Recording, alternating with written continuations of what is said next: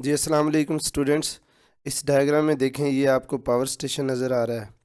Power station में electricity produce करते हैं, यानी यहाँ बिजली बनती है। और ये सिटी आप देख लें, थोड़ा दूर है, और सिटी में ये कंज्यूम करते हैं हम। ठीक है जी। और ये बहुत दूर होते हैं, यानी नॉर्मली पावर स्टेशन सिटी से बहुत लॉन्ग डिस्टेंस पे होते हैं। तो इतने लॉन्ग डिस्टेंस पे पावर डिस्ट्रीब्यूट करनी है ना, जब देखिए ग्रिड स्टेशन पे 11 केवी की पावर बन रही है, और जब ये सिटी तक पहुंचानी है ना, तो इस की वोल्टेज जो है ना, 11 के का मतलब 11,000 है। इसकी वोल्टेज देखें ना, ये ग्रिड स्टेशन लगा हुआ है, ये पावर स्टेशन के पास ही होता है। वहाँ से ये पावर 132 के, यानी इसकी वोल्टेज हाई कर देते हैं। इतनी हाई वोल्टेज पे ये इस तरह के बड़े बड़े इस तरह के पोल लगे होते हैं। इनके ज़रिए ये फिर मेन सब स्टेशन पे आती है। उधर आके देखे 33 के, अब उसकी वोल्टेज डाउन कर दी। तो देखें यहाँ से वोल्टेज अप की, इसमें स्टेप अप ट्रांसफार्मर लगा होता है, स्टेप अप ट्रांसफार्मर, तो वो वोल्टेज को हाई कर देते हैं। इसके अंदर कौन सा है, स्टेप डाउन।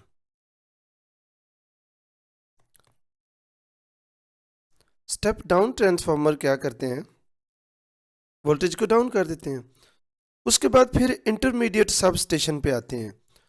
वहाँ फिर देखिए 33,000 से 11,000 वोल्ट पे कर देते हैं।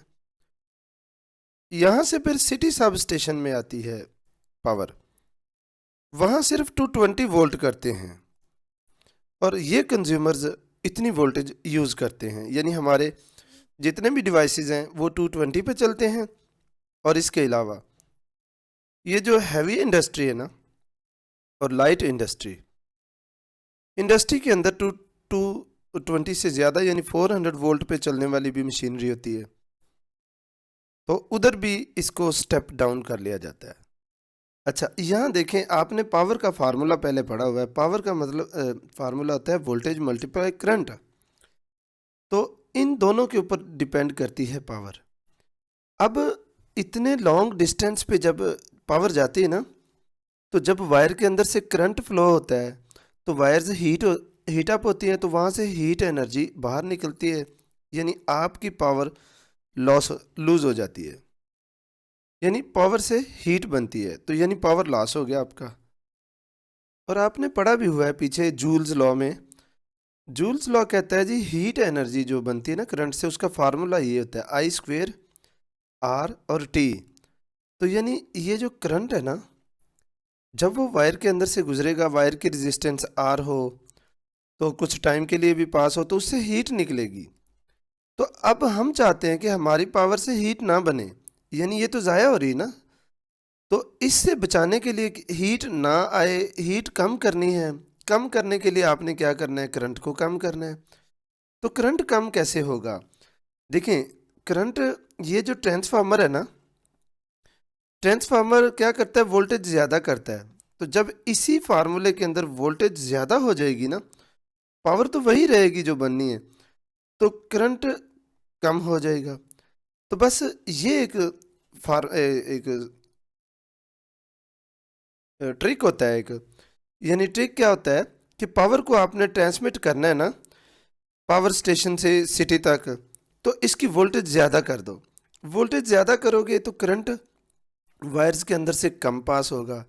जब करंट कम होगा तो फिर हीट भी कम होगी। तो ये काम करने के लिए ट्रांसफार्मर आपकी बहुत हेल्प करता है। ये वोल्टेज को आप अप भी कर देता है, और जहां आपको ज़रूरत पड़े वोल्टेज कम करनी है, तो उधर ट्रांसफार्मर वोल्टेज को कम करता है। लें जी, आज आपने पढ़ा क्या, पावर ट्रांसमिशन। लेकिन पावर ट्रांसमिशन का मतलब पावर को एक जगह से दूसरी जगह ट्रांसमिट करना, यानी पहुंचाना। तो ये जो पावर ट्रांसमिशन होती है, ये हाई वोल्टेज पे होती है। देखिए 132,000 वोल्ट, यानी 1,32,000 वोल्ट, यानी हाई वोल्टेज पे पावर को ट्रांसमिट किया। हाँ जी, ये देखिए हाई वोल्टेज आपने देख लिया, 132,000 ट्रांसमिशन।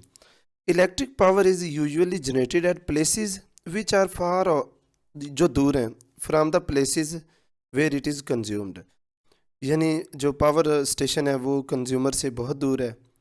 तो फिर आगे ये पूरा बनेगा आगे question. The power is transmitted over long distances at high voltage. लें जी, हाई वोल्टेज पे क्यों करते हैं आपने देख लिया, to minimize the loss of energy, loss of energy को कम करना है, in the form of heat, जो हीट ड्यूरिंग ट्रांसमिशन। आगे आपने ये भी पढ़ लिया है, as heat dissipated in the transmission cable of resistance R is I square R T. ये वही फार्मूला है हीट का। तो हीट तो स्क्वेयर ऑफ करंट पे डिपेंड करती है, रेजिस्टेंस और टाइम। तो रेजिस्टेंस हम कम नहीं कर सकते क्योंकि जो वायर्स हैं उनकी रेजिस्टेंस अगर ज़्यादा मोटी वायर्स करेंगे तो उनका वेट ज़्यादा हो जाएगा, तो इसलिए वायर की रेजिस्टेंस वही रहेगी, लेकिन हम करंट कम कर लेते हैं। तो करंट कैसे कम करते हैं, वोल्टेज ज़्यादा करके। Hence by reducing the current, देखें ये करंट को रिड्यूस कर लेना है। तो power loss in the form of heat dissipation can be reduced. तो बस करंट रिड्यूस करो, पावर लॉस रिड्यूस हो जाएगा। So alternating voltage is stepped up at generating station, यानी पावर स्टेशन पे जो वोल्टेज बनती है ना, alternating voltage is step up कर देते हैं ताकि उससे करंट कम हो जाए। करंट कम होगा तो हीट कम होगी, हीट कम होगी तो लॉस ऑफ एनर्जी कम होगा। हाँ जी, यहाँ से it is then transmitted to main sub station. Main sub station पे आएगी तो वहाँ क्या करते हैं, कम कर लेते हैं इसकी voltage. This voltage is stepped down and is transmitted to city sub, city में आती, सिटी में और स्टेप डाउन करते हैं at the city sub station. It is further stepped down to 220 volt and supply to consumer. तो consumer को जो चाहिए वो 220 वोल्ट पे चाहिए। तो ये आगे schematic diagram of high voltage transmission, ये आपने पहले देख ली डायग्राम। तो देखें ट्रांसफार्मर जो आपने देखा इसका बड़ा इंपॉर्टेंट रोल है, play an essential part in power distribution. Transformer है तो पावर को स्टेप अप करते हैं या स्टेप डाउन करते हैं। फिर लिखा है transformers work only with AC, ये एमसीक्यूज में भी आया हुआ है एक दो बार। तो ट्रांसफार्मर जो है ना डीसी करंट पे वर्क नहीं करते, उसकी वोल्टेज कम ज़्यादा नहीं करते, सिर्फ एसी की करते हैं, ऑल्टरनेटिंग करंट की।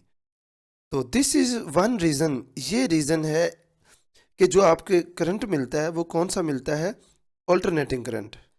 हाँ, यानी why main power is supplied and alternating current, क्योंकि जो ऑल्टरनेटिंग करंट है इसकी वोल्टेज कम ज़्यादा की जा सकती है ट्रांसफार्मर यूज़ करके, तो फिर उसकी ट्रांसमिशन भी इजी बन जाती है, ज़ाया नहीं होती पावर। तो यही वजह है कि ऑल्टरनेटिंग करंट हम यूज़ करते हैं जी। नेक्स्ट टॉपिक है एप्लीकेशन ऑफ इलेक्ट्रोमैग्नेट। तो पहले इलेक्ट्रोमैग्नेट क्या होता है आपने पीछे भी पढ़ा है, इधर लिखा है magnetic effect of current is called electromagnet. यानी करंट की वजह से जो मैग्नेट बनता है ना उसको बोलते हैं इलेक्ट्रोमैग्नेट। आपने इसी चैप्टर के स्टार्ट में दूसरे टॉपिक में पढ़ा हुआ है the type of temporary magnet. ये टेम्पररी होता है क्योंकि करंट बंद करेंगे ना तो ये मैग्नेट भी ख़त्म हो जाएगा। Type of temporary magnet which is created when current flows through the coil is called electromagnet. हाँ जी, तो हमने अब इसके एप्लीकेशंस पढ़ने हैं। तो देखें यहाँ एक चीज़ ये आप माइंड में रखना कि जो सॉफ्ट आयरन है ना, आयरन एक सॉफ्ट होता है एक हार्ड होता है। तो सॉफ्ट आयरन जो है ना उसको कैन भी इजीली मैग्नेटाइज, उसको मैग्नेट भी बनाया जा सकता है और डी मैग्नेटेड किया, उसका मैग्नेटिक इफेक्ट ख़त्म भी किया जा सकता है इजीली, इसीलिए उसको सॉफ्ट आयरन बोलते हैं। तो अब आगे बात एप्लीकेशंस की। एप्लीकेशन 5 है आपकी बुक में, एक रिले, दूसरा इलेक्ट्रिक बेल, और तीसरे नंबर पे ये लाउड स्पीकर्स हैं, चौथे नंबर पे सर्किट ब्रेकर और पांचवें पे डोर लैचेस। आपने भी ये डोर लैचेस का लफ्ज़ पढ़ा। ये डोर लैचेस ये होते हैं कि दरवाजे के जो लॉक होते हैं ना इनके अंदर भी इलेक्ट्रोमैग्नेट होता है, क्योंकि आप अंदर से बटन प्रेस करते हो तो डोर ऑटोमेटिकली ओपन हो जाता है, तो इनके अंदर इलेक्ट्रोमैग्नेट यूज़ होता है। ये सर्किट ब्रेकर्स हैं, सर्किट ब्रेकर के अंदर भी इलेक्ट्रोमैग्नेट। लाउड स्पीकर इस तरह के होते हैं स्पीकर जिनसे ऊंची आवाज़, आप अपनी आवाज़ ज़्यादा करने के लिए जो यूज़ करते हैं ना, इनके अंदर भी इलेक्ट्रोमैग्नेट। ये जो डोर बेल है ना, اس کے اندر بھی یہ آپ کو الیکٹرومیگنیٹ نظر آ رہا ہے. تو یہ ریلے ہے. آج کا ٹاپک یہ ہے. یہ ریلے ہے. ریلے کیا کرتی ہے؟ یہ ایکچولی ایک سوئچ ہوتا ہے. تو اس کو آج ہم نے ڈیٹیل میں اسٹڈی کرنا ہے. ہاں جی، ریلے کے بارے میں پڑھیں گے. Relay is use to control large current کو آپ نے کنٹرول کرنا ہے with the help of a small current. تو لارج کو کنٹرول کرے گا اسمال کرنٹ. پھر relay is an electrical switch ہے. یہ تو پھر سوئچ ہوا نا، کرنٹ کو کنٹرول کرتا ہے. That opens and closures under the control of another electrical circuit. اچھا یہ دیکھیں جی، یہ ایک فرسٹ سرکٹ ہے. اس کے اندر جیسے ہی آپ نے اس کا سوئچ کلوز کر دیا تو اس کے اندر سے کرنٹ فلو کرے گا الیکٹرو میگنیٹ سے. تو یہ بن جائے گا میگنیٹ. یہ میگنیٹ ہوگا تو یہ اس کو آئرن آرمیچر یہ جو ہے اس کو اپنی طرف اٹریکٹ کر لے گا. جیسے یہ اس کو اپنی طرف اٹریکٹ کرے گا نا، تو یہ جو سیکنڈ سوئچ ہے یہ والا بھی کلوز ہو جائے گا. یعنی یہ دونوں کانٹیکٹ ایک دوسرے کو ٹچ کر جائیں گے. تو جب یہ ٹچ کریں گے تو اس کے اندر سے کرنٹ فلو کرے گا. تو دیکھا کیسے؟ فرسٹ سوئچ کو کلوز کیا، اس میں کرنٹ آیا، کرنٹ کی وجہ سے یہ میگنیٹ بنا. میگنیٹ نے اس کو اپنی طرف آئرن آرمیچر کو اٹریکٹ کیا، اس کی وجہ سے یہ بھی کلوز ہو گیا. یعنی یہ جو تو کلوز ہوا تو اس میں کرنٹ چلنا شروع ہو گیا. تو یہ فرسٹ سرکٹ ہے اور یہ والا سیکنڈ سرکٹ ہے. اچھا اب اس سے اگلا سٹیپ، اگر آپ نے اس سوئچ کو اوپن کیا تو یہ میگنیٹ نہیں رہے گا. میگنیٹ نہیں رہے گا تو پھر یہ آئرن اپنی جگہ پہ آ جائے گا، آئرن آرمیچر. تو یہ بھی سرکٹ پھر کیا ہو جائے گا؟ اوپن ہو جائے گا. یہ اوپن ہو گیا تو پھر اس کے اندر سے بھی کرنٹ غائب ہوگا، یعنی اس میں کرنٹ فلو نہیں ہوگا. تو آپ نے دیکھا کیسے یہ والا سرکٹ اسمال کرنٹ اس میں بیٹریز یوز ہو رہی ہے اور یہ لارج کرنٹ ہے اس کے اندر اس کو کنٹرول کر رہا ہے.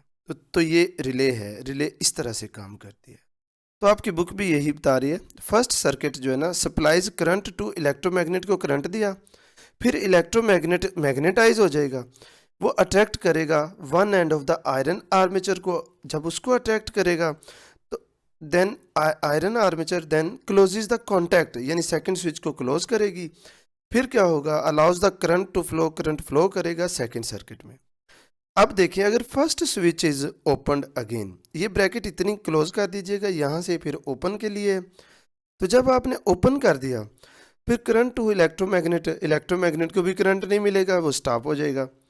جب وہ سٹاپ ہو گیا تو electro magnet loses it's magnetism, تو وہ تو اپنی میگنیٹزم بھی لوز. یعنی پھر کیا ہوگا؟ سیکنڈ سوئچ از اوپن، آرمیچر واپس چلا جائے گا، سیکنڈ سوئچ اوپن ہو جائے گا تو پھر فلو آف کرنٹ بھی سٹاپ ہو جائے گا سیکنڈ سرکٹ میں. ٹھیک ہو گیا جی. تو یہ اگزامپل ہم پہلے پڑھ چکے ہیں. Some other examples of magnetic effects of N electric current are loud speaker, circuit breaker and door latches. Thank you. اللہ حافظ.